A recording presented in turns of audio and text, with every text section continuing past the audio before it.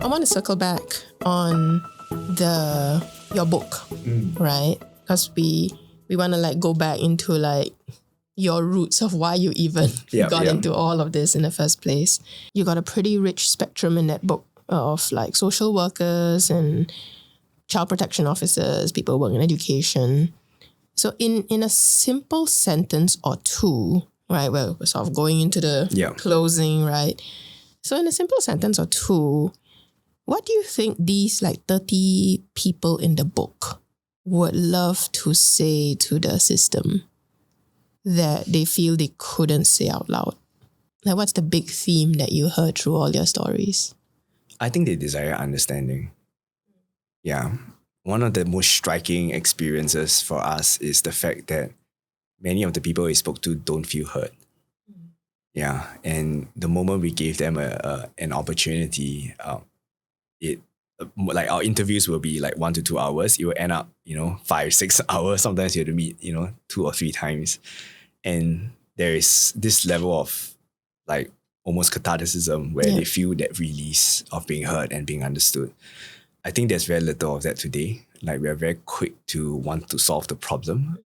And if you could speak to your own experience as someone trying to support, right, the people, what do you wish the system would also understand?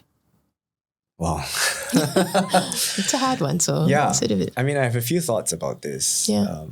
I think first and foremost, there is a twinge of skepticism when it comes to facing a social enterprise, because people cannot see the fact that we can balance doing good and making money.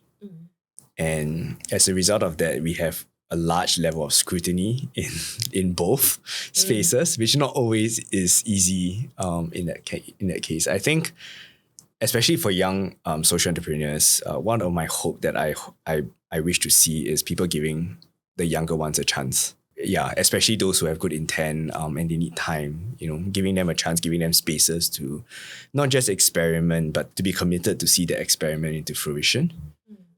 And that requires, like, you can't expect a pilot to succeed after 6 months. Yes. And so why do you only provide funding for 6 months or even a year, right? So can we stage it, so that you provide steps for younger entrepreneurs to kind of slowly work their way up? We were very lucky in a way that we could still survive after the last 2-4 years. And that's my hope, because I still see, like, we take younger social entrepreneurs with us and we guide them. And that's kind of what we wish, that if we were to put them in front of others, would others give them a chance? I love that you named that if we are here sincerely to solve or to help in a complex social problem, it's going to take a long period of time.